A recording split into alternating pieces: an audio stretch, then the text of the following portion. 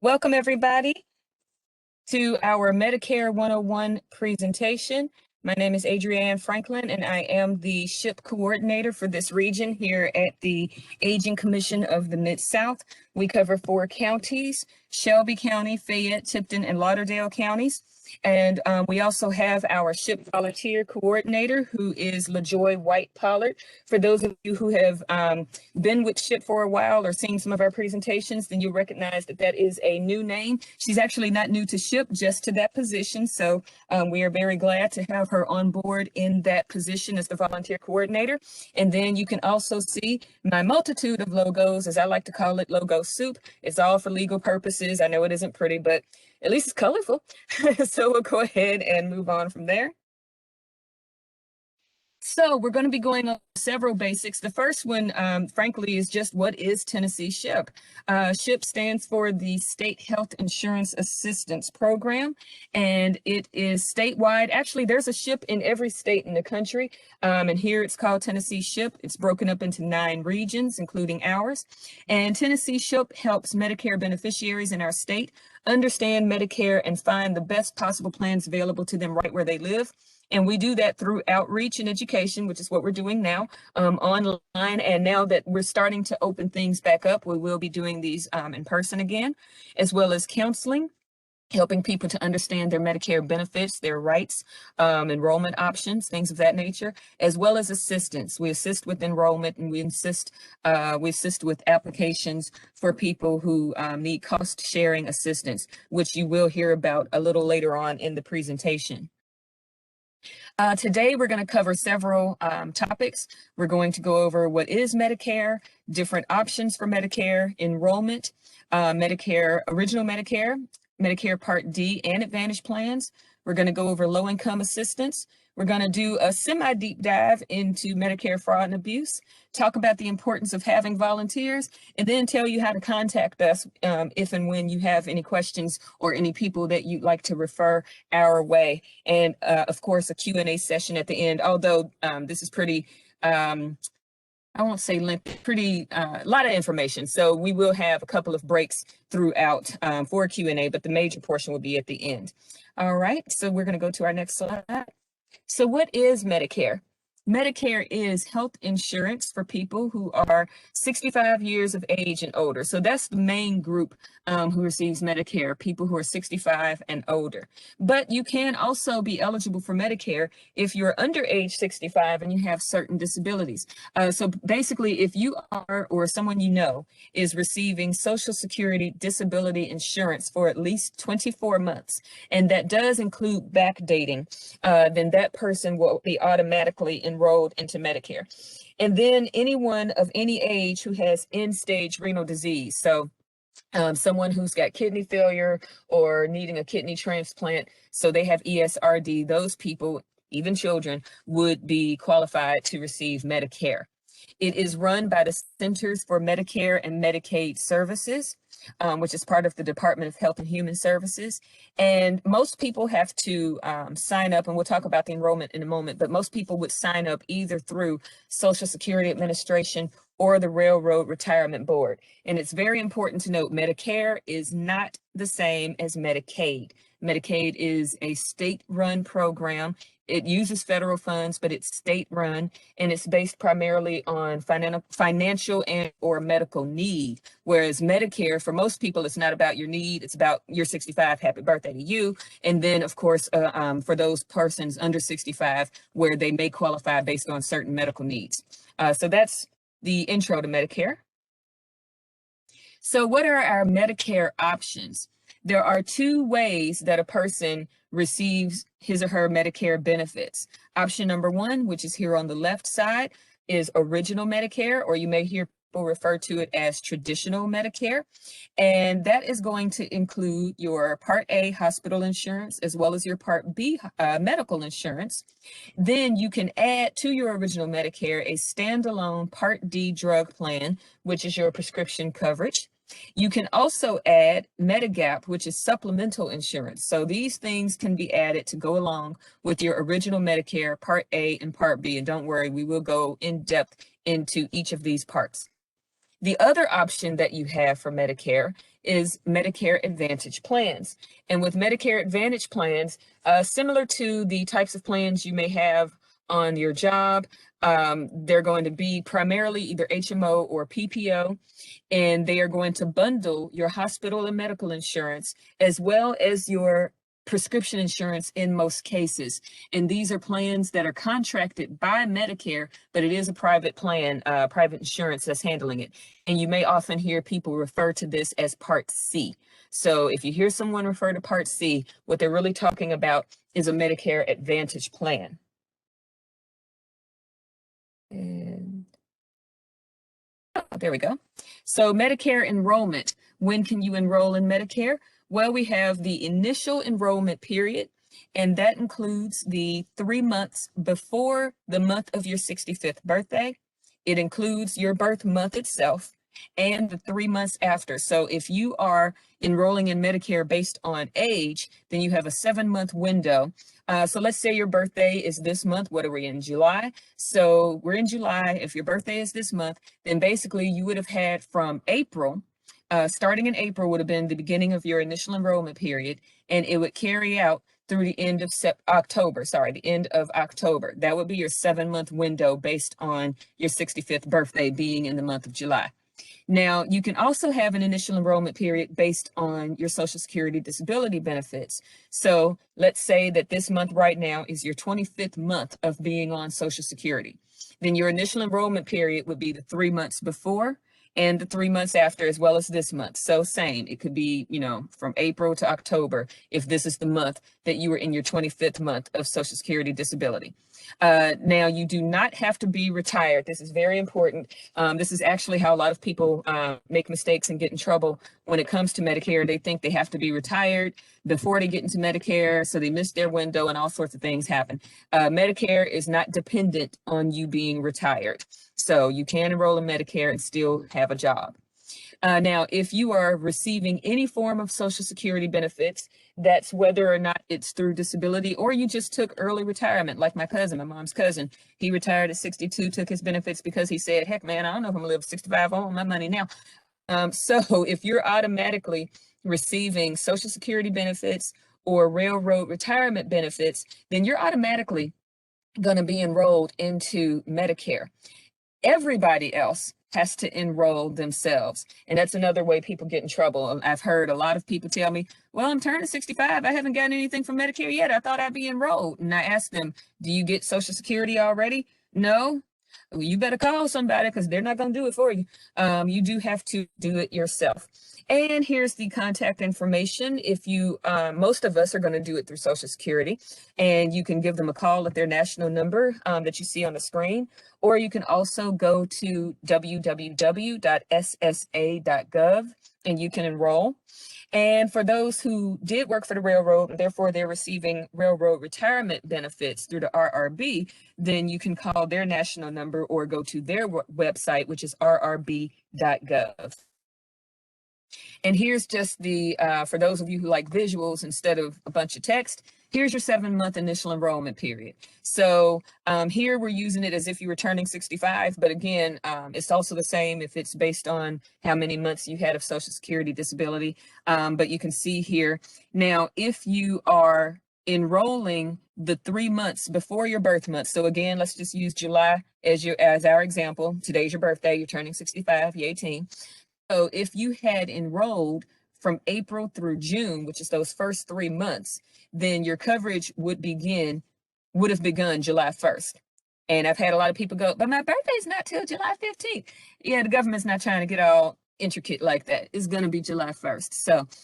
So if you enroll during those first 3 months, then your coverage begins the first day of your birth month. Now, if you enroll during this month, again, we're pretending today is your 65th birthday. So if you enrolled in Medicare sometime during this month, then your coverage is going to start August 1st. However, if you enroll August, September, or October, now there's no penalty for it. You can do that. However, it's going to delay your start date anywhere between 2 and 3 months for your Part A and or Part B. So it's important to know that there's no penalty as far as you don't have to pay anybody back. If you did it during those final 3 months, it'll just delay your start date if you do it during that time. So you can sign up for Part A and B. You can sign up for just Part A or Part B, depending on your circumstances, but this would be the period that you could do that as your initial enrollment period. And again, no late enrollment penalties if you're using this time. Now we're going to talk for a while about original Medicare and its parts. We'll get to Medicare Advantage plans in just a few moments. But with original Medicare, again, this is the traditional way that people tend to get Medicare through the federal government. I would estimate about 60%, 60 to 65%, somewhere in there, of people are still getting their Medicare through original Medicare. Now, this includes your Part A, which is your hospital insurance, and your Part B, which is your medical insurance. If you're on original Medicare, you can use any provider that accepts Medicare, and that's any provider throughout the U.S. and a few of our territories. There's no networks, so as long as they say, yep, we take Medicare, cool, I'm coming to see you. Now, what you are responsible for under Part A, you are responsible for a deductible. This year, the deductible is $1,484. That deductible covers you for your first 60 days in the hospital. After 60 days, there can be additional costs. Now, that deductible is not annual. That deductible is per 60-day benefit period. So it is possible to have more than one Part A hospital deductible in a year. So that's important to know. Now, Part B, you have an annual deductible. So fortunately for Part B, once you meet this deductible, you're done for the whole year. It does not repeat itself like Part A possibly could. So for Part B, your deductible is $203. Once you have met that deductible, you are responsible for 20% coinsurance or copayment for most Part B services. Medicare is responsible for 80% of Medicare covered services, and you are responsible for 20% after you've met that deductible. Now, Medicare Part A, hospital, covers a few things. It covers inpatient hospital care. So again, that's inpatient, not outpatient, not under observation. You must be qualified as an inpatient. If so, that's going to be under your Medicare Part A. Skilled nurse, oops, that went too fast. All right, skilled nursing care is under Part A. Now, in order to qualify for your skilled nursing care to be covered by Part A, you must have a 3-night stay in a hospital as an inpatient so that Part A will cover your skilled nursing care. Otherwise, it will be kicked over to Part B. Medicare Part A can cover home health care, particularly if it's an outgrowth of hospital care, and hospice care is also under your Medicare Part A. Most people don't pay a monthly premium for Part A. That's because most of us have been hounded by FICA most of our lives, paying into that system, paying into Social Security. And as much as you might have hated it through the years, FICA is what saves you from having to pay a Part A premium. And that's you, or if your spouse qualifies, you can qualify through your spouse as well. There are a few people, however, about 2% of the population who may have to pay a monthly premium. That's for people who have fewer than 10 years of Medicare covered work. Now, in that case, you can get Part A, but you would have to pay a monthly premium. If you do not sign up for Medicare Part A when it is first available to you, which is typically during your initial enrollment period based on age and or disability, if you don't take Part A during that time, you can get late enrollment penalties, but that's really only for people who would have to pay for Part A. If you don't have to pay for Part A, even if you miss your initial enrollment period, you're not going to have a penalty because you weren't paying anything in the first place. But for those 2% who do have to pay Part A, you definitely want to get in when you're supposed to so you can avoid those penalties. And if you need more information about Part A eligibility, of course, you can contact Social Security or us, contact SHIP. We can give you more information about it. And even Medicare.gov's website has a lot of information about Part A eligibility. Now, for Medicare Part B, which is medical, what does it cover? It covers doctor services and outpatient care. So when I mentioned earlier, if you're an inpatient, it's under Part A, but if you're an outpatient, that includes being under observation, that's going to go under your Medicare Part B. And the doctor service, that's including when you're in a hospital. So let's say you have surgery you're in the hospital, anything the doctor does is coming under your Part B. Everything else is going to be under your Part A. Part B also covers certain preventive services, and most of those preventive services are covered at 100%.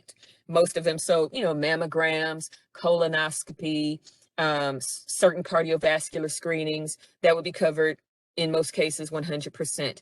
Preventive services also include certain immunizations, such as your flu shot, your COVID-19 vaccine, the the shot for pneumonia, people, the shot for pneumonia will be covered by Part B, and hepatitis B shot. Once out of 3 times I can actually pronounce that, but today is not that day. So the shot for pneumonia, that would come under your preventive services. Part B can also cover things like tetanus or rabies shot. Now, it does not cover shingles for some reason, even though that's preventive. That's going to be under your Part D, not your Part B. Diagnostic tests are under Medicare Part B. So labs, exams, things of that nature, MRIs, all of that, that's going to be Part B. Home health care, particularly if it's not an outgrowth of any Part A services, will be covered under Medicare Part B. Durable medical equipment. So for instance, your doctor prescribes a wheelchair or oxygen supplies, nebulizer, your diabetic test strips and lancets, a hospital bed, things of that nature, that would come under Medicare Part B. And certain medications, if you receive a medication where it requires a medical professional for you to administer the medication to you, like the B12 shot, your doctor or a nurse practitioner has to give it to you, or medications that go, let's say, in your nebulizer or in your oxygen tank, that would be medications under your Part B medical insurance. Part B premiums. So the standard premium is $148.50. That's for 2021. We do not know this far in advance what it will be for 2022. But for 2021, we are at $148.50. Higher premiums if you're single and your income is more than $88,000, or if you're married and filing joint taxes, your joint income is above $176,000, then you would pay more than the standard Part B premium. Your Part B premiums are going to be deducted from your Social Security benefits, your railroad retirement benefits, or your federal government retirement benefits. If you're not receiving one of these 3, then you're going to have to pay it yourself. And typically, they're going to charge you on a quarterly basis. A lot of people get stunned that first time around. They get that invoice for 3 months at a time, because that's well over $500. But you are able to pay monthly if you use Medicare Easy Pay. That's an online system. You can go to medicare.gov, and it'll show you how to sign up for Medicare Easy Pay, or you can make arrangements for it to come out of your bank account on a monthly basis. So there is a way to pay it monthly, but if you don't take the steps to do that, CMS is going to send you an invoice on a quarterly basis. And I just don't want you to be surprised when you see that high amount if you're not already receiving one of the benefits listed above.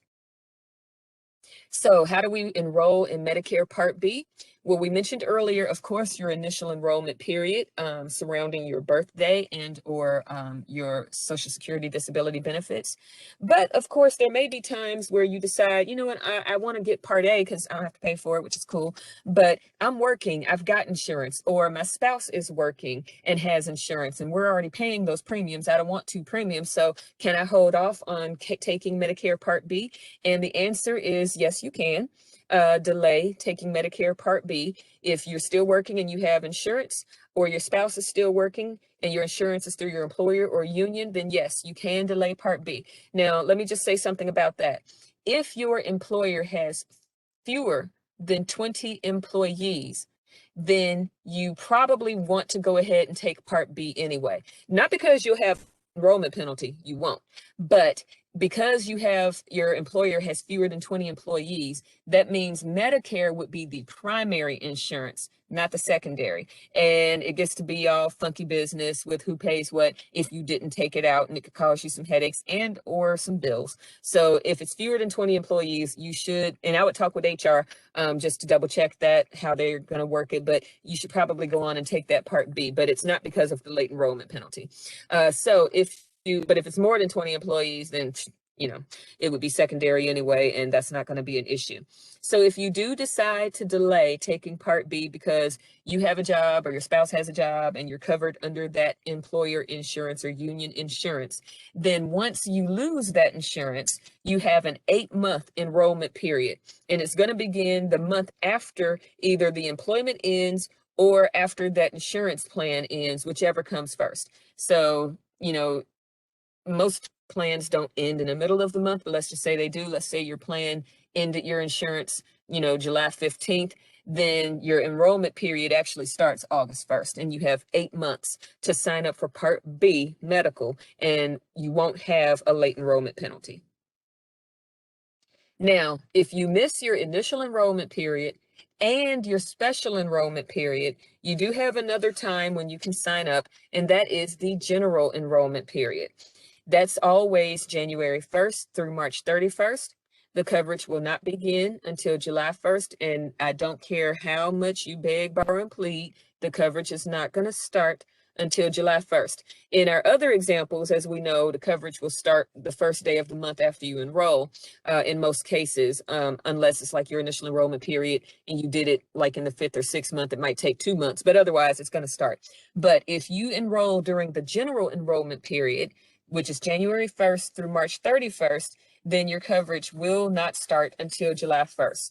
In this case, you may have a late enrollment penalty, and they figure that out by taking 10% of the standard premium. So it doesn't matter if you're in a category that has a higher premium, they're only going to base the penalty on the standard $148.50 this year. So for every full 12-month period that you were eligible for Part B, but you didn't take Part B, then you're going to have a 10% premium. So it gives an example here. So let's say you delayed it 36 months, then your penalty is 30% of the standard Part B premium for that year. So that will be added to your Part B premium, and that's what you will pay. And this penalty lasts forever until you no longer have Part B, however that works out for you, whether you drop it or you depart this life, then you're going to have that penalty. I forgot to mention this earlier, forgive me. With Part A, if you have a Part A penalty, which is only if you have to pay for Part A, that is not forever. That penalty is only going to last 2 times the length of time that you were without coverage. So if you delay getting Part A for a year, then your penalty lasts 2 years. But that will end. Part B, not going to end. Now, this penalty can be waived if you receive cost sharing assistance, and we're going to go over cost sharing assistance a little bit later. Now, another thing, I said full 12-month periods. They don't round up. So if you were without it for 46 months, that's not 48.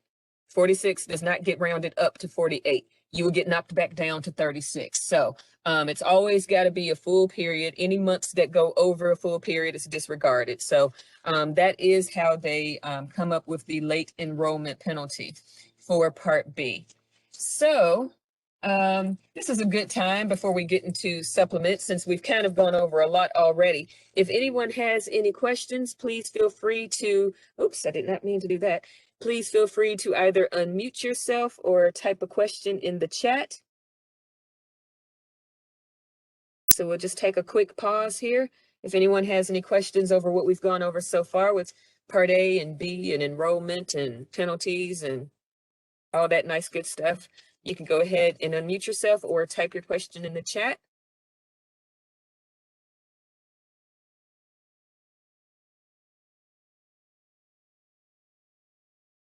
Okay, I'm not seeing anybody unmuting, and I don't see any questions coming into the chat. All right, well, if you think of anything, you can go ahead and still put it in the chat, and when we get to another break, we'll go ahead and try to answer those. But in that case, we'll just go ahead to our next section. Okay, clicker. There we go. So supplement insurance, Medicare supplement insurance, also known as Medigap.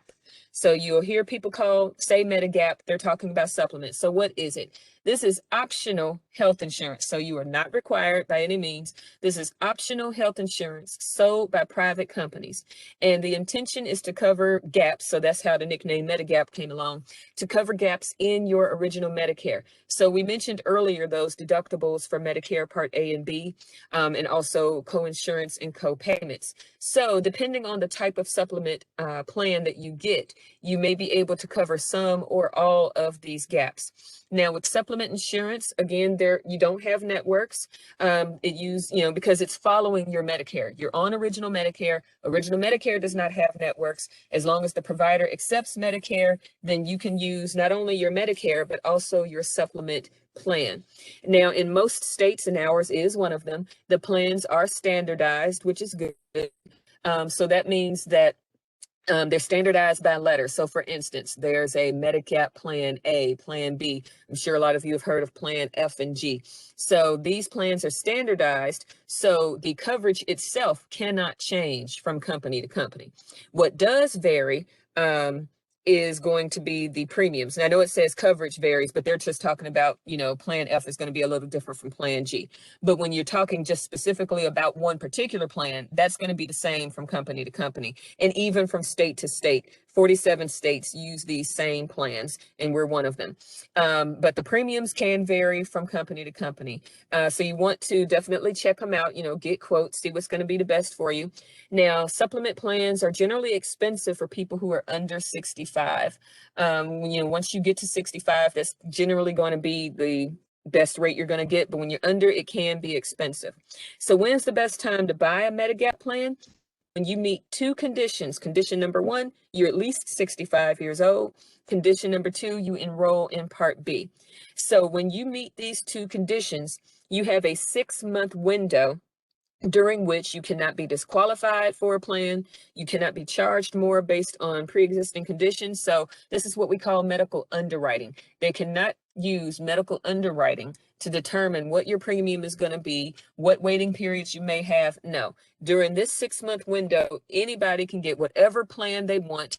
They cannot be turned down, and they get the best rate that's going at that time. So if you're the healthiest specimen that I've ever seen, and you're the most unfortunate poor soul with the worst health that I've ever seen, as long as you guys are in this 6-month window, you're getting the same price on the same plan, no questions asked. Or, well, let me take that back. I do know one company, they just have a very standard form. It may ask the questions, but if you're in that 6-month window, they're not actually using it against you. They're just too lazy to make another application for that period. Don't ask me why.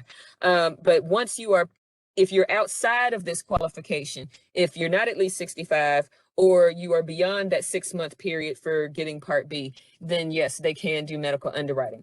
So what this means is now you don't have to do it at 65. Some people are still working. So if you're delaying taking Part B, then that means you're going to delay this 6-month period. I spoke with a lady a couple of years ago, and her son was trying to convince her to retire, and she hadn't made up her mind yet. She's a college professor, and she's 85 years old. Bless her. Bless her. I used to be a college professor, and I didn't make it to 40. No, that's true. I didn't make it to 40, but she made it to 85, and she's still teaching, and she did not take out Part B, and he was worried that, when she got the supplement, that they were just going to charge her for whatever conditions plus being 85. But I said, nope, she hasn't taken Part B. So, if she does decide to retire and get away from those kids, finally, then she'll have the same 6-month window that everybody else does. So, I don't want anybody to worry that I'm waiting, it's going to wait for you. So that's good news. Now we're going to talk about Medicare Part D, which is the prescription drug coverage. Now, pretty much whatever I say about Part D here does apply even if you're getting your drug coverage through a Medicare Advantage plan, because if your Medicare Advantage plan has drug coverage, then that means it has Part D as part of it. So this is the same information. We're just talking about it in the original Medicare part, because with original Medicare, you can get a standalone Medicare Part D plan. So Part D, D is for drugs, and it covers your outpatient prescription drugs. So anything that you can give yourself. If you're giving yourself the B12 shot at the house, you're getting that under Part D. Again, if you have to actually go to the clinic or to the doctor's office and let one of them give you the B12 shot, then that's under your Part B. So that's pretty much the main difference, the setting and who's administering the drug. Most vaccines and shots that are not considered preventive are going to be Part B, but otherwise, if they're not preventive, they're going to be Part D. D is in dog, including shingles. So most shots are under Part D unless you have to get them at the doctor's office or they're preventive. Now, what Part D does not cover? Drugs covered by Part B. Also, most prescription vitamins and minerals and over-the-counter medicines are not covered. So yes, I know they prescribe vitamin D for you. Mine did too. It still doesn't count. You still got to pay yourself. Any drugs that are used to treat weight loss or gain, fertility, the common cold, ED, anorexia, those are not covered by Medicare Part D. If your drug is not FDA approved, Medicare is not going to pay for it. And drugs used for off-label purposes. So meaning most prescriptions are going to have, listed on there what this is used to treat. If your doctor is prescribing this for you, but it's not for one of those label treatments, then in most cases, Medicare is not going to cover it because you're using it for an off-label purpose. That doesn't mean your doctor doesn't have a good reason. Doesn't mean the doctor shouldn't try to appeal to the plan and get an exception. It might work, but I'm just saying, generally speaking, they're not going to pay for that. When can you sign up for Medicare Part D? I probably have beaten the initial enrollment period into you, beaten it like a dead horse, so I won't bother you again with that, but just know initial enrollment period, that's when you can get Part D. But also during the annual enrollment period, which is the same every year, October 15th through December 7th, during this period, you can change your coverage. You can join if you've never joined before. This is the time you can join. You can drop a plan and you can switch plans. You can do all of that during annual enrollment, and whatever changes you make will be effective January 1st. And you can change your mind. I had somebody who decided in late October, I want to go with this plan. In November, nope, I want to go with that plan. And then December 1st, nope, I want to go with this plan. Okay, whatever the last thing that gets entered for you, that's what's going to be effective January 1st. So that's important to know. You can make some changes, and it's always good. We always encourage people, because frankly, that's what we're here for at SHIP. We encourage you or your loved ones to definitely take a look at the options available for the upcoming year. It may be that your plan that you're on is still the best option. And if it is, just let it roll over. But you may find sometimes that another plan for the upcoming year is going to cover your prescriptions better than what you've got, or it may have better prices. Whatever reason that you may want to switch, you can do it at this time. Then there are also special enrollment periods, and there's a laundry list. I won't give them all, but I will give a few. A laundry list of reasons why you may decide to switch your Part D plan where you may have a special enrollment period. For instance, if you move out of your plan's area, so if you're living in Arlington, Tennessee, and you move to Halls, Tennessee, so that's two different counties, check with your plan to see if you're covered in both. Sometimes you are, and you don't have to do anything, but many times you're not. Your plan may not be available to you in your new area, so you've got a special enrollment period. Definitely, if you're changing states, you probably want to check out if you can stay with that plan or if you've got to get something else. But even going from county to county, zip code to zip code, I mean, it really can be that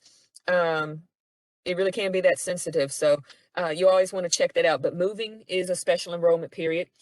When you lose your insurance from your job, just like with Part B, you know how people delay Part B because they've got insurance through their job or through their spouse's job. Well, you can also delay drug coverage for the exact same reason. You've got it through your job or you've got it through your spouse's job. And just like with Part B, when you lose that insurance, you have a special enrollment period for Part D. But the difference is, remember how we said for Part B, you've got 8 months? That's not the same. And this is very important because I've seen people get tripped up on this. That is not the same for Part D.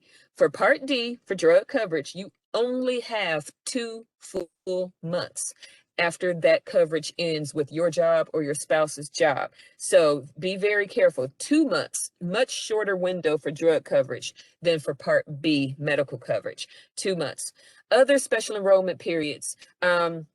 If you have low-income assistance, which we'll talk about later, then you have several special enrollment periods. And as it mentions here, the length of the special enrollment period depends on the circumstances. Some might be 2 months, some might be 3. The plan that you're on leaves the area, or Medicare bans them, which has happened. And you need a new plan because it no longer exists. If you move into or out of a nursing home, you have a special enrollment period. If you're living in a nursing home, you have a continuous special enrollment period. And like I said, this is just a few examples. There are several other examples of why you may be able to enroll outside of the first 2 bullets that you see here. Now, you can get a late enrollment penalty for Part D if you don't sign up during your initial enrollment period or during your special enrollment period. And that's going to accrue differently than your Part B. What they're going to do is they're going to take 1% of the national base premium for Part D, which this year is about $33. So 1% of $33 and change for every month that you were eligible for Part D and you didn't take it. And that means you were eligible and you did not have creditable coverage. Remember, your insurance through your job or your spouse's job, that's creditable coverage. Your insurance through your retirement plan, in most cases, is creditable coverage. Now, they do have to verify that in writing. You definitely want that. But in most cases, if you've got a retirement plan with drug coverage, then that's creditable. You don't have to take Part D. Now, that's not the same for B as in medical. Retirement doesn't count, only active employer insurance. But for your drugs, they're good with it. Retirement plans, 9 times out of 10, again, get it in writing that it's creditable. You can delay it. VA coverage, TRICARE, all of those would be considered creditable coverage. But if you don't have creditable coverage and you missed your other 2 periods, then you can get a late enrollment penalty, which can be waived if you receive low income assistance. And now we're going to switch from original Medicare to Medicare Advantage plans, also known as Part C. So this again is private health insurance that's administering your Part A and Part B. So Medicare has contracted, and I'll just use some examples. So Medicare has a contract with Aetna, Medicare has a contract with Cigna, Medicare has a contract with WellCare, whoever the heck it is, they've contracted with that plan to administer your services. So basically, pretty much almost anything you need to do, say, complain about, you got to take that over to your plan. With some exceptions. Now, that's where you're going to get your Part A and B benefits. And in most cases, you will also get your drug coverage through a Medicare Advantage plan. There are a few, however, that don't do that. Now, you must continue to pay your Part B premium. This is where people get tripped up. So we all know those lovely Joe Namath commercials and those other people getting involved. I think I just saw JJ from Good Times doing commercials about Medicare Advantage plans. And they tell you, you can have a $0 premium. Okay, they don't talk like that, but that's what they're saying. You can have a $0 premium. That's true. The plan itself may have a $0 premium. They also may have a premium, just depends. But that's got nothing to do with your Part B. And I've had people go, but they said it was $0. Why am I paying $148.50? Because $148.50 comes from Uncle Sam. The Medicare Advantage plan doesn't have anything to do with that. You're paying Uncle Sam that Part B premium. Now, if the plan has a 0 premium, that means you're not paying Aetna extra. But again, some plans do have premiums. So that's why it's good to shop around. You can find out which plans have a premium, and you may still want to get that plan. It may still be a good option for you. Some plans don't have a premium, but that's got nothing to do with the Part B premium. And in fact, in our area, our 4-county area, Shelby, Fayette, Tipton, Lauderdale, there's only one Medicare Advantage plan that will have a reduction as part of their benefits. I think they pay $40 towards your Part B. So it's not that you don't have a Part B premium. It's just that's something that they're dangling out there as a carrot, that they'll pay $40. Otherwise, none of our other plans, when they tell you we can pay your $148.50, that's why they always say, give us your zip code. Trust me, if your zip code is around here, you're going to pay your own $148.50 unless you receive low income assistance. That's a different story. You must pay other out-of-pocket costs. So yes, on a Medicare Advantage plan, the cost rate, the way they do cost is different than original Medicare. You don't just have that straight 20% for Part B services. On an Advantage plan, you're going to have copays. So for example, there's a plan where to go to your primary care doctor, 0 copay. To go to a specialist, $25 copay. To get an MRI, $15 copay. To get this other type of exam, $100 copay. So it really just depends on the services. So that's, again, it's always great to shop around, get some options, see what's available out there, and you can find out what the cost structure is going to be. Now, with Medicare Advantage plans, you may have to visit in-network doctors or go to in-network hospitals. If it's an HMO, then, and if you have had HMOs on the job, then you know this is true. HMOs are the most restrictive. It must be a network or you're out of luck. However, if it's a PPO, you do tend to have more flexibility. With most PPOs, you can go out of network if you're willing to, well, not if you're willing, you're going to pay a higher co-insurance than you would have if it was in network. So keep that in mind. Now, some Medicare Advantage plans will include benefits that you will not get in original Medicare, such as vision, dental, and hearing. And I know everybody's excited that the House passed a bill to get that for original Medicare, but it still has to clear the Senate. So until that happens, you're not getting that in original Medicare.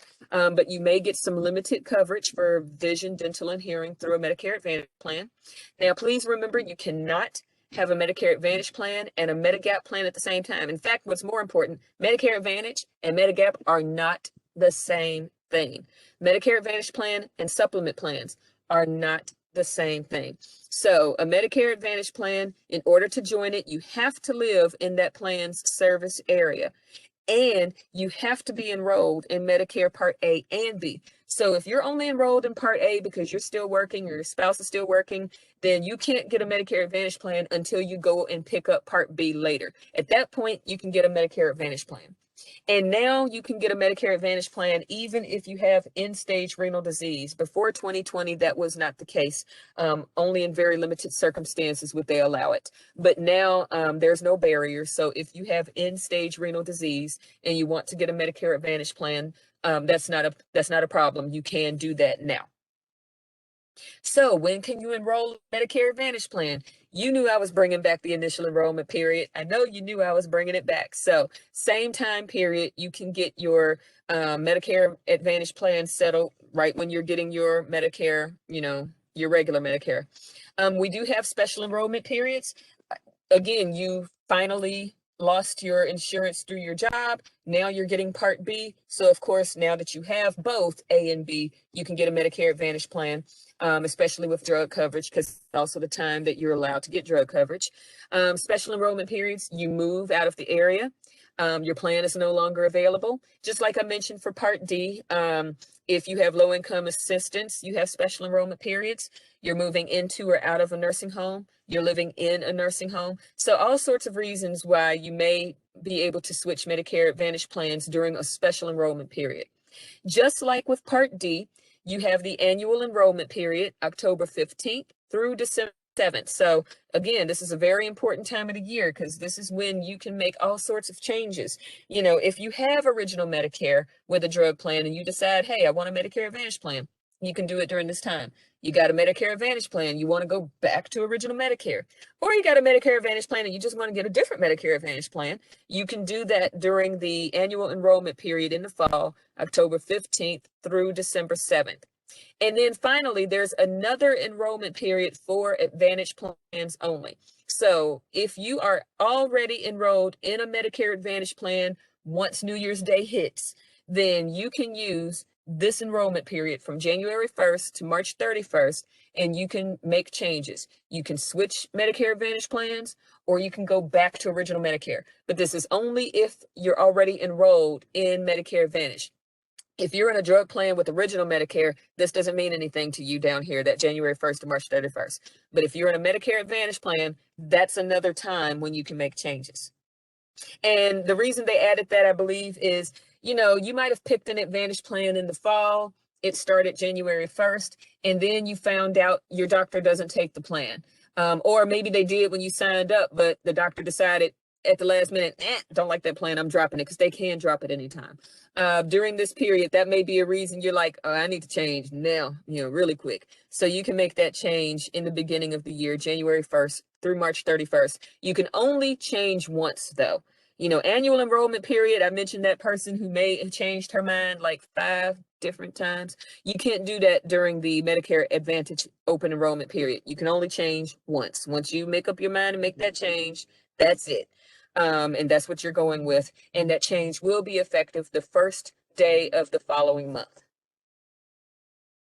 And so now I'm going to switch things over to our new SHIP volunteer coordinator. Her name is LaJoy White Pollard, as I mentioned earlier. So she's going to go over the next couple of slides over low-income assistance. So I'm going to mute myself, and LaJoy, you can go ahead and unmute yourself and just let me know when you want me to move through the slides.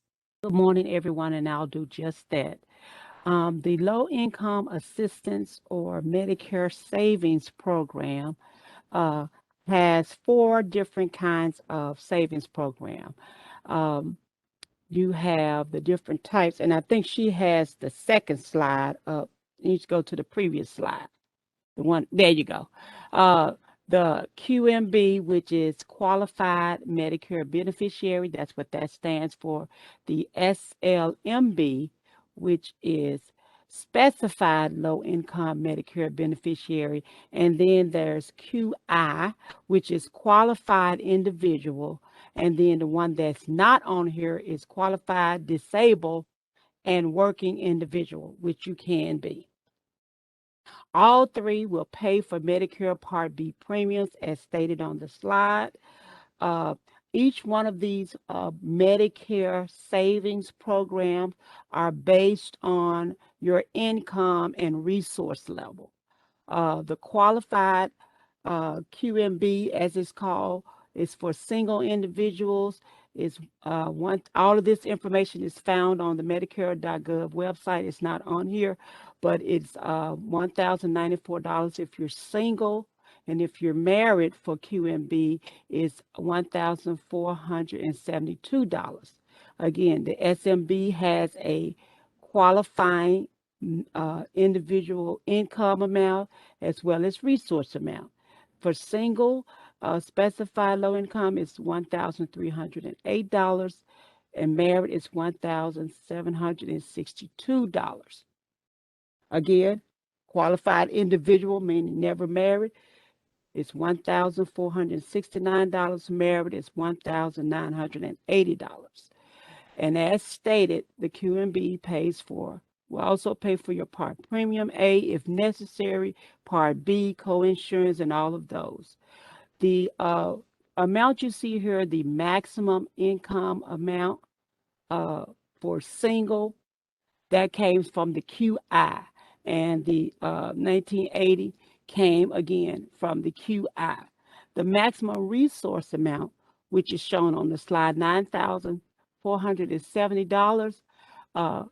It has included insurance or barrier amount, because if you take that $1,500 and you deduct it, then the amount that you will have would be the regular amount for your qualified income would be the 1,000.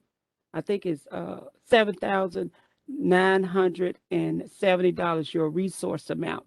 If you take that and subtract it, that's where your amount comes. The maximum amount of resources, that includes your income and all of your different assets that you might have, is $14,960 if you are married. And that amount came from the SSA.gov when you sign up to apply for the low income assistance. Okay. All of the low income Medicare savings program is administered by our state. That's why we have a job, thankfully. It's TennCare. And so we are the state health insurance program to help provide assistance for these programs. Again, late enrollment penalty is waived if you are approved for Medicare savings program. That means you qualify and your income is at a certain amount.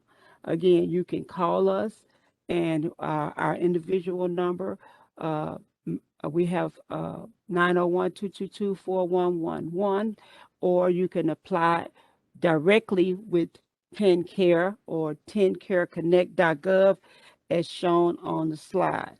And again, Adrienne has already mentioned this, but I'm going to reiterate. If you qualify for a Medicare Savings Program, that means you meet one of the 4 programs just mentioned, then Social Security Administration automatically qualifies you and enrolls you in for the extra help, the low income subsidy.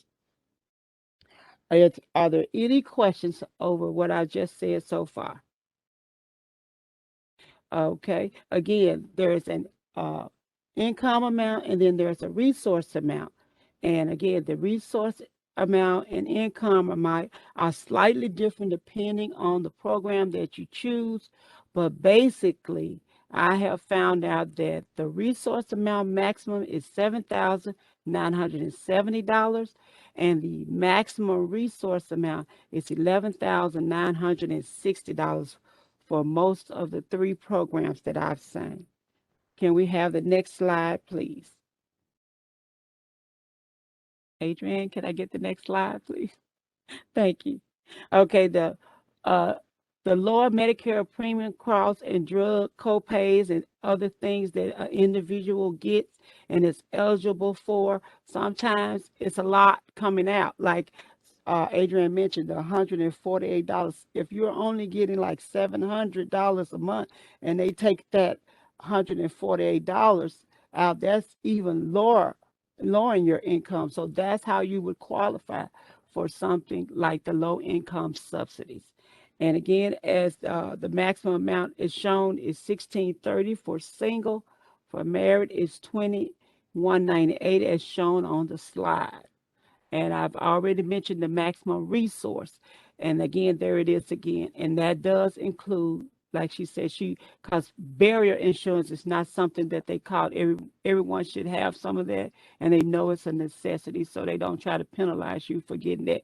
But like if you have multiple cars and multiple homes, that's why there's an income amount and a resource amount.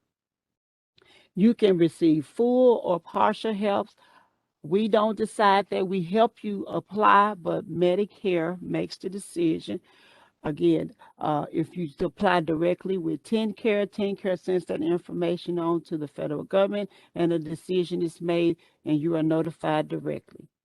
As I've already previously stated, if you qualify automatically for the Medicare Savings Program or Medicaid, then you are already kind of in a low income area as far as income and resources, so you are automatically enrolled.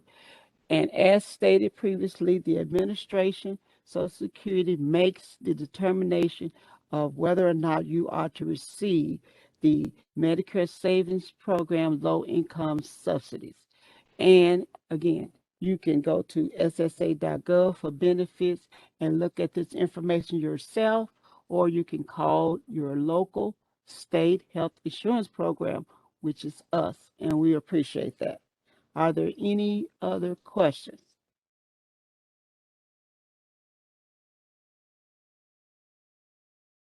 Okay. All right. Thank you, LaJoy. That was a good one. And I don't see any questions in the chat either. So since we don't have any, then we'll just press ahead. And again, if you all think of questions, you can save them for later, type them in the chat, or when we open up and you just want to do a free-for-all speech, that's great too. So we're going to go on to our next category, and we thank our new volunteer coordinator for that information. Our next category, this clicker does not want to work. Here we go.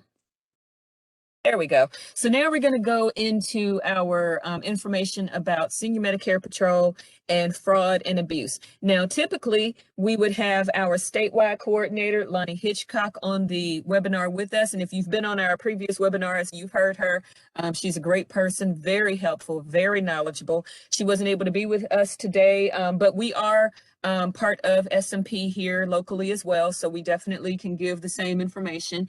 And she has some specific slides that she wanted me to share with you, including her information at the end. So at the end, you will be getting our information for me, for LaJoy, as well as for Lonnie, and any of us can help you with these things. So Tennessee SMP, what can you do to prevent healthcare fraud?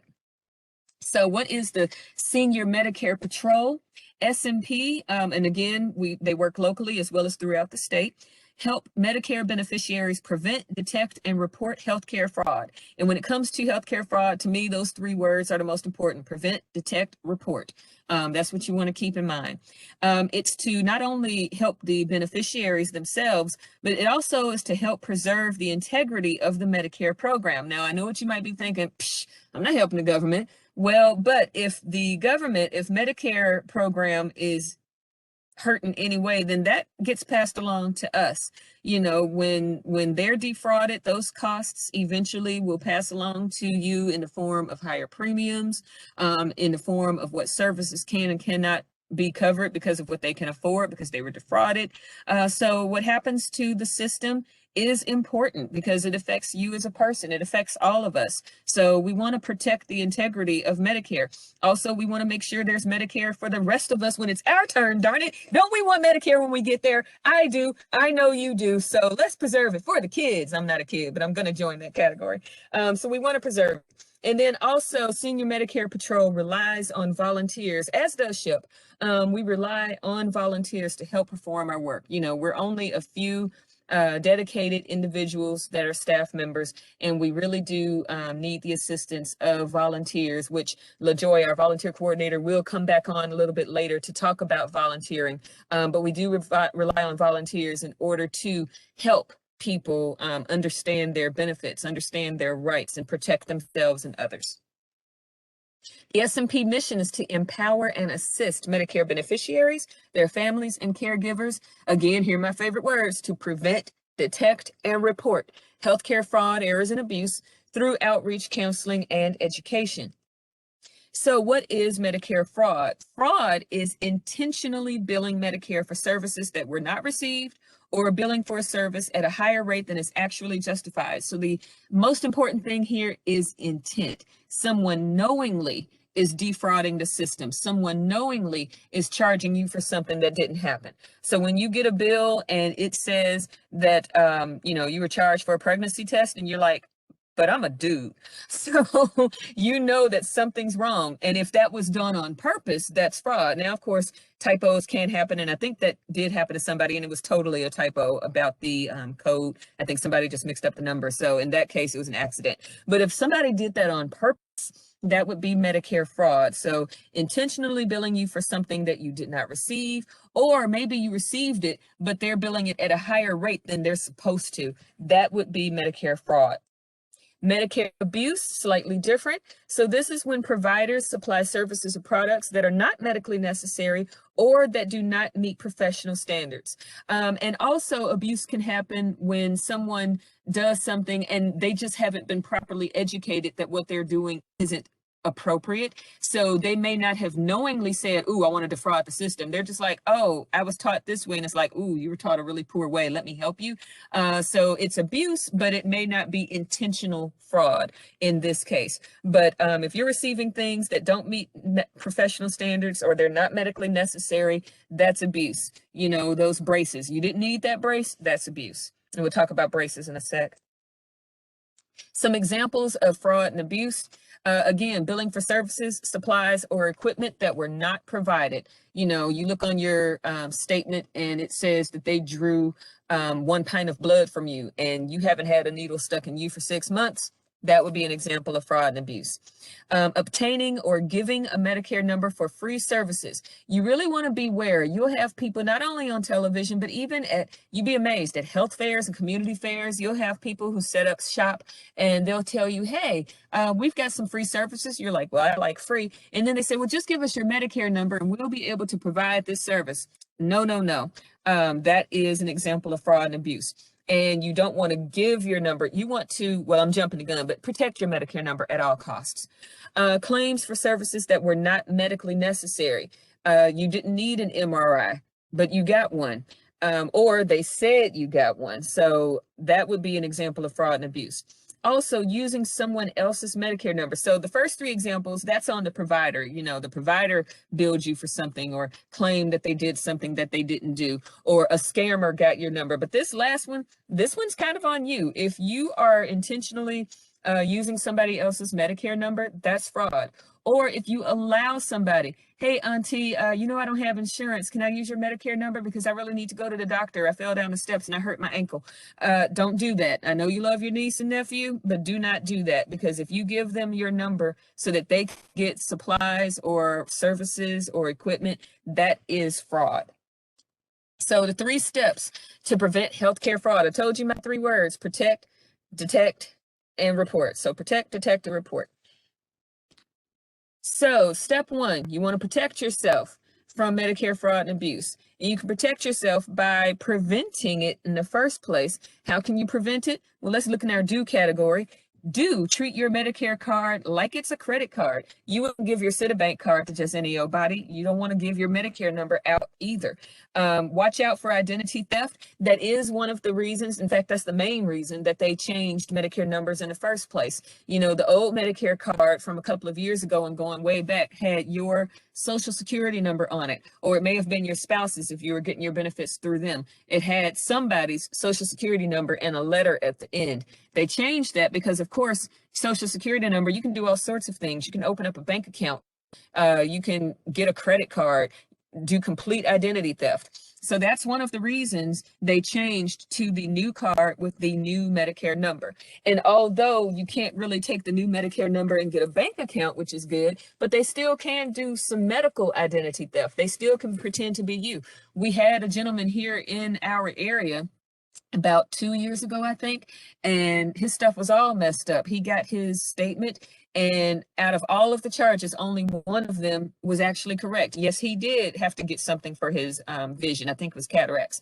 Everything else, this man had a wonderful ticker, and yet on there it said that he had quadruple bypass, and it was because someone had stolen his medical identity. Somehow they had gotten a hold. He didn't give it out, but somehow they had gotten a hold of his Medicare number, and they went to town. They really were sick. I mean, they truly had all of the stuff that was on there, but it wasn't their number and it was on his. And Lonnie had a time getting that straightened out. But like I said, if you contact us with this information, you contact Lonnie at SMP, we can work to try to help unravel whatever mess may have been caused, whatever damage. But we want to try to prevent that in the first place. So, and be aware, please be aware. Medicare does not call you, and Medicare does not visit you. If somebody's going door to door claiming to be from Medicare, slam the door in their face. It's a bold-faced lie. Medicare's not coming. They're not coming to town. And Medicare, the only time Medicare calls you, if you have contacted them, they're working on something and they've told you specifically that they're going to call you back. For instance, I was helping someone who had an enrollment issue last year during open enrollment. There was some sort of mess. The company didn't do what they were supposed to do. I don't know how it got mixed up, but it did. And so, you know, as a SHIP counselor, I called Medicare on their behalf. I got pretty much everything about as far as I can go. And they said, well, now in order to finish it, I am going to have to call the beneficiary and get their okay, make sure that this is what they want to do. And once they say, okay, we're going to have it resolved, they'll finally have the plan that they wanted 6 weeks ago. So I made sure that that person knew Medicare is going to call you. It really is them this time because we started this case on your behalf. Otherwise, Medicare is not calling you. I had someone go, Medicare called me. I'm like, out of the blue? Yeah, no, they didn't. So how to protect yourself. Do not give out your Medicare number to anyone who doesn't need it. And really the only one who's going to need it is your provider, your doctor, the hospital, possibly the pharmacist. Well, no, the pharmacist won't need it. They'll need your Part D in most cases. Maybe for the COVID shot, your pharmacist. Nobody else needs it. Now, if you contact Medicare and they verify your information, they may ask for it, but you call them 1-800-Medicare. That is the valid Medicare number. Any other number is fake. Or if you called SHIP, if you called us and then we call you back, we may ask you for your information. Or if you're like, for instance, you're trying to enroll, we can't enroll you without your Medicare number. You're trying to file a fraud complaint, we need that information. However, and I always say this, even if you called us and we call you, if you still don't feel comfortable giving out your Medicare number, don't. You know, there's nothing wrong with that. You can just say, hey, whatever help you can give me, Miss SHIP coordinator person, just give me that help, but I'm gonna hold on to my Medicare number. That's cool. I'm not mad about that. You can just, I'll just tell you, well, here's the help I can do. And if you want to complete the enrollment, Medicare personally, so you'll know you're talking to the real Medicare, and give them your number. But otherwise, just don't give it out. And really, it's a good idea. Just don't carry your Medicare card unless you need it. If you're not going to the doctor, if you're not going somewhere where you actually need to show your Medicare card in order to get those claims filed, then just leave it in a very, very safe place at home. And now the old card, you could not laminate the old card because it had your social security number. You can laminate your new card. And the only reason I mention this is his dad went swimming with his wallet in his trunks. Yeah, you can imagine how that went. But the good news is if you mess up somehow your new card, you can call 1-800-Medicare and get a new card because it doesn't have your social security number on it. So there is help for you if you lose your card, if it's stolen, if you think somebody has stolen your number, call Medicare. They can get you a new card. And if you think your number was, now if you're just like that and it just got messed up in the ocean, you just need a new card. But if you think it was stolen, somebody has your number, you probably need a new number, and Medicare can do that as well. So you want to call them for that, 1-800-Medicare. Detect Medicare fraud and abuse. So you want to review your Medicare summary notices, which you usually receive on a quarterly basis from Medicare. Or if you're in an Advantage plan, or if it's dealing with your Part D, it's going to be an explanation of benefits, or it might be called a summary of benefits, whatever. So you want to review those carefully. Check out if you're getting correctly charged. Look at the services. Did you really receive these services? Are you being double billed? So you want to review them. If you're not sure if it's correct, if you just don't understand what it says, or if you think there's a problem, that's when you want to contact us with SMP. And we have something called a personal health care journal, and it's really helpful. You can use this journal when you go to the doctors. Take notes, so that way when you get the bill, you can compare and you can go, oh, so I did get my blood drawn on the 19th. They weren't lying because I wrote it down. Okay, cool. Or nope, did not write that down. My memory is good. And so is my writing. You people are scandalous. I need to talk to somebody. So if you need a healthcare journal, let us know. We've got plenty, and we'd be happy to mail them out to you. So let us know, let Lonnie know. We'll get those journals out to you, but it's a really good tool for helping to detect fraud and abuse. Tennessee SMP is on Facebook. Please go like their page. You can just go to Facebook/Tennessee SMP, or you can use in the search engine at Tennessee SMP, Tennessee spelled out SMP, and you'll find their Facebook page. And she puts a lot of really good information about Medicare fraud and abuse, how to protect yourself. And you can even contact her through the Facebook page. She says some people call her, but some people just contact her straight through Facebook. So if you go to their Facebook page, that's a really good tool also. And how to contact SMP. This is their toll-free number, 866-367677. I do have that memorized. But if you want to report any suspected fraud or abuse, if you need help understanding your summary notice, if you are, let's say you're part of an organization, you want her to come out and do this type of training with your folks, or you just need materials, like I said, those journals, you can call that number toll free. It will go straight to Lonnie, and she will return your call. If you'd like to volunteer with the program, and I don't want to step on that too much, I'll let LaJoy talk about that in a moment, but you can call her directly. You can call us for that as well. And Lonnie's information, again, she is the statewide coordinator for Senior Medicare Patrol, and she's in Cookeville, Tennessee, but she covers the whole state and will visit any part of the state at any time. And her cell number is there below, that 931 number. But again, if you call the toll-free number, it's just going to go to her cell anyway, so you might as well have free charges and call that. But that's how you get in touch with Lonnie. And so now, just to go a little bit over current scams, the COVID-19 scam is out there. People are trying to, unfortunately, take advantage of the pandemic. There's the Medicare brace scam that is still quite common, unfortunately. Social Security scam and IRS scams. So some of the reported COVID-19 scams, some people have been sending faxes to doctors' offices trying to get their signature so they can get test kits, even though you didn't even request it. Somehow they got your information and they're doing this supposedly on your behalf.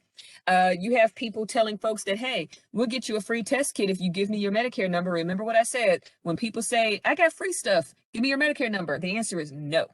imposter scams. So there have been people, folks grandkids have called, supposedly grandkids have called grandma saying, I need help, I'm stuck and I need you to send me money, or I need help, I think I've got COVID, send me some stuff. That's a scam. You should recognize your grandkid's voice anyway, but you might be hard of hearing and it might just sound similar. But don't fall for that. And if your grandkid's grown, I just say don't fall for it anyway. But unauthorized tests, phony people calling on the phone claiming that they're contract tracers, but they ask for your Medicare number. Now, yes, the city, the county, sometimes even the state, they do contact tracing if somebody pops positive for COVID-19, so they can figure out who else might be infected. They may call. That's a legitimate job. They are not going to ask for your insurance information because they don't need it. All they need to know is, did you know Cindy? And were you eating with Cindy on the 20th at such and such restaurant? Yeah, sorry about that. Cindy's got COVID. You might want to get that checked out. They're not going to ask you for your insurance information. And yes, they will sound more professional than I just did. So these are just some of the COVID-19 scams that have been reported. Brace scam. This is common. You see it on TV where they talk about, you've got neck pain? We can get you a neck brace for little to no cost. Yes, you can get braces from Medicare, but first of all, your doctor has to prescribe it. So if you think that you need a brace for your back, your knee, your ankle, your neck, whatever it is, go to your doctor. That's the valid way to do it. And if your doctor prescribes it, then you will get it from a Medicare approved supplier. That's how you get them. Otherwise, if you're answering these things on the phone or in health fairs, you're just asking for trouble, because what they're really doing is collecting your information, claiming that you're going to get this stuff free. They send you a bunch of stuff you don't need, and they have your information for scams they're going to use later. So just avoid that. If you really feel you need some equipment, go to your own doc. The Social Security scam. Now, this isn't really a Medicare scam, but we like to let people be aware of it. Sometimes I've had these calls. Heck, I know somebody who works at Social Security that got one of these calls telling you that your Social Security number has been used by a scammer and they're going to arrest you, or you need a new Social Security card. If you get these calls and you see the caller ID, jot the number down and then call Social Security's Office of Inspector General and let them know about it. But don't fall for that Social Security scam. Like I said, they even call Social Security workers, so you know how scandalous that is. And then the IRS scam, if they're calling telling you you owe back taxes, IRS doesn't call you. They're going to send you a letter, and then you can always call the real IRS to verify if it's true that you really do owe money. And if you do get these scams, there's an email address right there, phishing with a PH, phishing@irs.gov, and you can give them the information that's mentioned here. And we are, by the way, going to be sending these slides out to all of you who registered, because we've got your email addresses. So don't worry if I didn't hit every bullet point. You will be able to look at them later once we get them out to you. So now I'm going to turn it over again to LaJoy to talk about, oh, shoot, sorry, go back. I'm trying to get to the part where I can unmute myself, and it's making me go through the slides. So I'm going to unmute. I'm going to mute myself. And LaJoy, if you'll unmute and go over the volunteer part. Hi, it's me again. I hope everyone can hear me. Why be a volunteer with our SHIP or S&P program? Well, our mission here is to empower, educate, and give Medicare eligible beneficiaries, their families, because most people are being taken care of by a family member or a caregiver, objective, non-biased counseling. We have to do an outreach as a state SHIP program. We have to service all of Shelby County. We have to service Fayette County, Lauderdale, and Tipton County. And there is no way possible that two people, that would be Adrienne and myself, can do effective outreach and counseling and try to help all of those people who are in need. Because as you know, every year, someone turns 65 or older, or someone who is already disabled and not yet 65, and once they are on the program 2 years or more, they have to roll over to original Medicare. And so that's why it's important to be a volunteer, because not only are you helping someone else, make informed health decisions about the care of their loved ones. You're gaining valuable knowledge that you can help yourself with. I'm not 65 yet, so me being in this new role, I'm learning information that I'm going to be able to make an informed decision if I live and reach 65, not only for myself, but to also give that support to somebody I love in my family or a friend. So it's important. And according to this slide, we've reached almost 2 million people, and that's wonderful. And the more people we help, the better. And again, it's stated that there's over 5,000 volunteers that engage with SHIP and S&P to try to, like I said, help, detect, protect, because it's important. Because, like Adrienne mentioned earlier, we've all paid into the Social Security Administration dollars, and we want to reap some of that benefit. But if it escalates and, you know what I'm saying, get out of control, then they are saying that we might not even be able to reap some of the benefits that we paid into. So this kind of offsets some of the costs. And Ray Jones, I guess this is a testimony from a volunteer in California who talks about how much it is beneficial when you help someone else. And I know that that is also true for myself. Uh, Adrienne, the next slide, please. To volunteer to be a SHIP coordinator or to help us, the 800 number is 877-801-004. The local number to be a volunteer is 901-222-4111. And as I mentioned, we do these 6 common roles as a volunteer. We have administrative assistance, all the filing and stuff that we have to have done. We do packets and try to get the information and resources out to the public so you can help do that, distribute the information, the flyers and brochures. We have to go out and do outreach, like I said, in all the 4 counties that we are obligated to provide service for. And so staffing volunteers at our exhibits helps get the information out good. And then once you apply to be a volunteer, there are 3 different levels.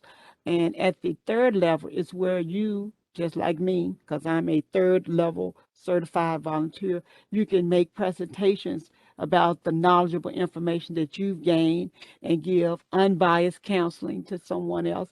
And when it comes to the handling a complex interaction, that's where it's mostly involved, where you communicating with someone and you're helping someone, and then you get to a point where only the Social Security Administration can help you this far, or this is sound like something to do with fraud and abuse, and then you have to contact Lonnie. But again, you understand what you're doing when you're helping someone to even know and recognize when you've reached a situation that is complex that someone might not be able to help themselves with. So again, we will be more than happy to accept anyone who wants to be any level volunteer that you see here on the screen, because all help is important and valued, and we appreciate you. Again, that number is 877-801-0044. That's the 800 number for a SHIP, and a local number is 901-222-4111. Look forward to hearing from anyone who would like to be a volunteer with the SHIP or SMP program. Thank you, Adrienne. Thanks, LaJoy. And so that pretty much brings us to the end as far as us talking on and on and on. It's time to, oh wait, where's my clicker again? There we go. As LaJoy mentioned, here's our contact information. Again, she and I are located at the Aging Commission of the Mid-South, which is in downtown Memphis. You can see our address there. And as she gave, our main number is that 901-222-4111. We also have a toll free. You can also reach us at our main email address, ship.smp agingcommission.org. I am the SHIP coordinator, and my direct line is 222-4105, and my email address is there, afranklin@agingcommission.org. LaJoy is the SHIP volunteer coordinator, and she's at extension 4103, and you can see her email there, lwhite-pollard@agingcommission.org. We do have also, just like Tennessee S&P has one, we do have a Facebook page at Aging Commission Mid-South. We also have a Twitter page at aging_mid. And as she gave out earlier, our toll-free number is 877-801-0044. And this number is important. Not only it's an important number because let's say, for instance, that you have a friend who lives in a different part of Tennessee. You're not sure what region she's in. You just know that it's not one of the 4 counties we mentioned. Then that number is for the entire state. They make sure they're very careful about getting the person to the right place. They will get their information. They'll do a preliminary screening. The call center will, and find out exactly where they live. And then they'll be like, okay, well, we are going to make sure that somebody in your area contacts you. So if you have a friend in Knoxville, don't worry about trying to get that number. Just give them the SHIP toll-free number. Or, sometimes we have people who they're not quite sure what county they're in. Most of Ripley is in Lauderdale, but I do think there's a small portion in Haywood. Just go ahead and call that toll-free number. We'll get you where you need to go and everything, and help you out with that. Plus, I always tell people, a lot of folks have our SHIP brochure that's got the 877 number, and they're like, oh, I lost your number. It's okay. Call 877. They'll let me know. It'll get to us. So those are the different ways you can contact us at ACMS. And also for Lonnie, I think her contact. Yeah. And here's Lonnie's contact information again. She is in Cookeville. There's her address. Her email address, lholloway@ucdd.org. Because just like we are part of the Aging Commission, there's a version of that in Upper Cumberland District. It's called the Upper Cumberland Development District. So same as what we have here. They're organized very similar ways. So she's out there at UCDD. And again, there's her toll-free number, also her local number, as well as her fax. So you can reach her for anything having to do with fraud, abuse, or billing. And then the last page is our questions, which I am going to open it up. Oh, but before I do, just want to draw your attention down below. We do have a survey that we would like you to take. It is not required, and it is anonymous. If you take it online, and I'm going to actually copy and paste the link in just a moment into the chat room. So if you want to take it online, feel free. When I do send out the slides to everybody, I will also send out the hard copy if you would rather print it off, and it'll tell you where you can send it. Again, it's anonymous. You won't be sending it to us. It'll let you know where you can send it so they can get that. So it's voluntary, it's free, but we do want to know how we're doing and how we can improve and what types of things you would like to learn about in the future. So while I open it up for you all to ask questions, and feel free, you can ask your questions in the chat, or you can unmute yourself and ask a question, but I am going to go ahead and copy this. So while I'm doing that business and putting it in the chat, feel free to go ahead and ask us whatever it is that you'd like to ask us. And if you have not had a chance, let me say this one last thing. If you have not had a chance to type your name in the chat because maybe you came in a little bit late, please go ahead and do so. So that way we can make sure we have you down for attendance. We do need that for our records. And bam, I just put the link to the survey in the chat room. Oh, thank you, James. Really appreciate that. Any questions, anybody? Go ahead, feel free.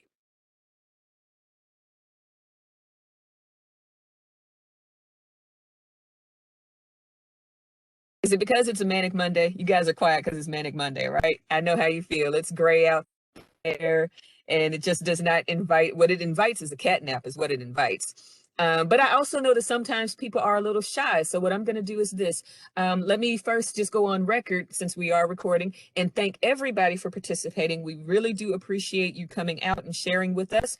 I am going to stop the recording in just a moment. For those who might be shy, I don't want their voices recorded. So I'm going to go ahead and do that in 3, 2, 1.